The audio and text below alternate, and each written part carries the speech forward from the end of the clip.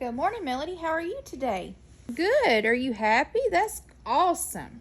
Well, today we are going to read a story about a dragon. And I know that you love stories and you love reading and hearing stories.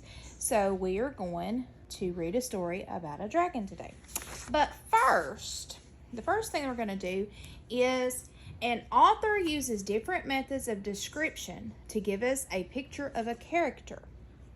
For example, authors use direct written descriptions, but they also use a strategy called show, not tell.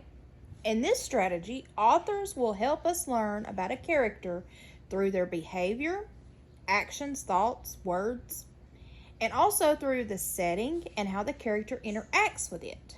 As readers, we have to infer, which means we read between the lines, a lot about characters through observation. I'm going to read the story about Garlock. Oh my goodness. Here is Garlock, and this is what he looks like. And our story is called The Legends of Garlock, Vacation Property.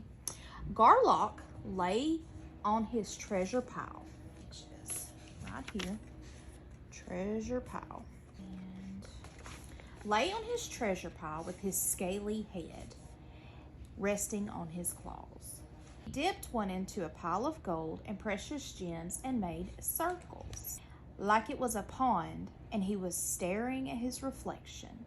If he could have seen his reflection, it would have been a fearsome reflection. Oh boy. Do you know what fearsome means? Fearsome means when you're scared of something. Garlock was larger than a farmhouse barn. He was bigger than a farmhouse barn and covered from head to toe in shimmering black scales. He didn't have a crown.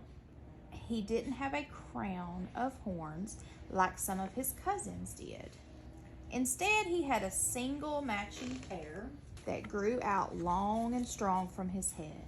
Each had a slight bend right before the pointed tip that was just a shade lighter than his scales.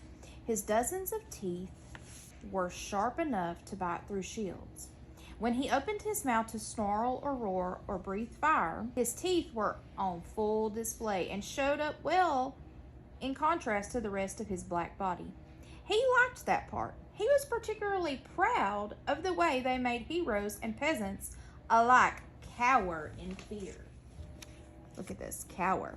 Cower means to be scared, again, like fearsome does. It means like when you're scared of something, you cower in fear. He sighed, and a puff of smoke escaped his nostrils. It had been a long time since anyone cowered before him. He remembered the days of when he would wake up early. He could lift his entire body off the ground with a single thrusting wing beat. His majestic form would appear against the rising sun, and then he would swoop down on the countryside for some early morning terrorizing. Farmers and cows were easy to spook, and they always had homes and barns and sheds and fences that were easy to burn down and gave off elegant plumes of smoke. There's the smoke. Where do we think that the setting is taking place? Do we think the setting is in the countryside, the forest, or the city? Which one do you think the setting is taken in so far? Countryside? Okay, very good. Right now it's in the countryside. Okay. In the afternoon, he would fly over the nearby kingdoms and listen to the gasps and shrieks of the people below. He never lingered because he always had to return to his mountain fortress for his favorite part of the day, the evening. Heroes always came in the evening. He wasn't sure why. Perhaps it took them all morning to prepare and then all afternoon to ride. He couldn't remember the last time a hero came by for a visit. He couldn't even remember the last time he terrorized a farmer. The farmers all moved away, and with no nearby farmers, the local kingdoms dwindled down to nothing until they too were eventually abandoned. With no kingdoms, there was no one to see him flying high in the afternoons. No one to shriek or gasp or run to the king and beg for someone to slay him. And with no one begging for help from kings, there were no heroes called upon to embark on adventures to his mountain fortress. Everyone had moved on. Now Garlock spent his days lying on his treasure hoard alone. Just move out, his cousin said. There are plenty of farmers and kingdoms out there. Just go find one. And leave his mountain fortress? Garlock the Terrible couldn't just live in a cave somewhere like his lesser cousins or under a bridge like some troll. And how could he move all of his treasure? That would be a lot to have to do, wouldn't it? What do you think is going to happen next? What do you think is going to happen next? Do you think he's going to find another kingdom to terrorize? Or do you think he's going to find more farmers? What do you think is going to happen next? Think maybe he's going to find some more kingdoms? Well, let's find out. Okay? No, he wasn't moving. He just needed to find a way to get the heroes to come back.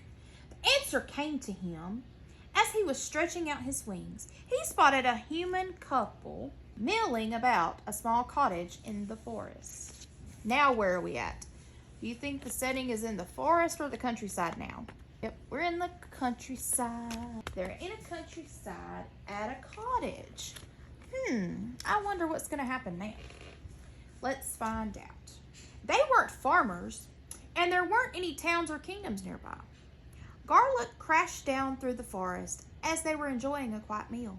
The woman screamed and passed out, which was lovely. The man just stood there shaking. Garlock snarled at him, even though it probably wasn't necessary. Still, it felt so good.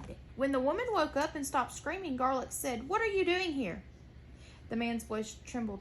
"We're on vacation," he said. The man's all the way out here? The woman nodded and said, "We like it remote like this." "You do?" "We heard about this place from her friend," the man said. He looked at her and frowned. It sounded nice and peaceful. What is peaceful? You know what peaceful is? Peaceful is when it's very calm. There's nothing to make you scared or anything like that. It's like being in the forest, peaceful. Garlock stroked his scaly chin with his claws for a moment and said, "Let me see if I understand what you're saying. You just heard about some place far out in the middle of nowhere and decided to go there on vacation because you like being alone in the remote countryside?" See, he's talking about the countryside again now. The man and the woman looked at each other and then looked back at him and said, "That's right. I have a task to ask for you. In exchange for carrying it out, I promise not to eat you. How does that sound?" Garlock returned to his mountain fortress. He couldn't remember the last time he was so excited. But he busied and fussed over every detail.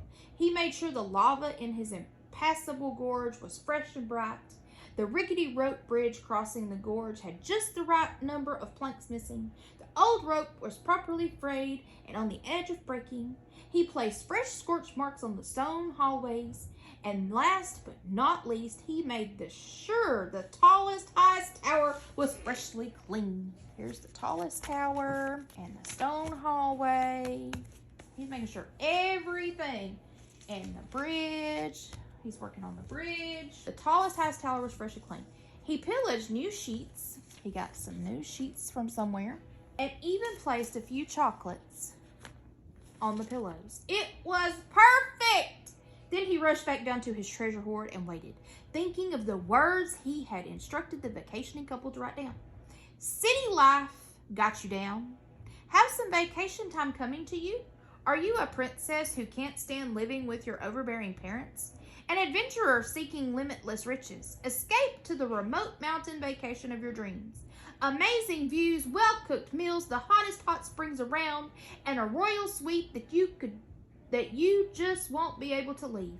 No need to inquire, just come on out. Sincerely, Garlock the Terrible. What conclusions can we draw about Garlock using the author's descriptions?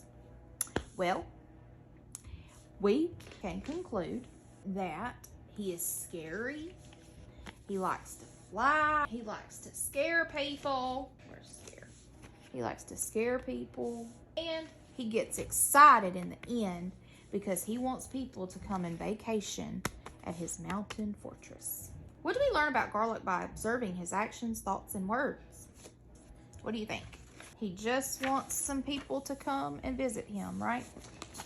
You think that's a good idea? That he just wants some people to come and visit? I think so too. Okay, let's see. What do you think about in the end? Do you think that Garlock just wanted to have some friends and he wanted people to come and visit him? Yes. Okay. Do you like it when people come to visit you and want to play with you and eat lunch with you? Yes. Okay. That's very good. Did you like this story? I hope you did, because I found it very interesting and I really liked it too. Okay. All right. Thank you for listening to my story.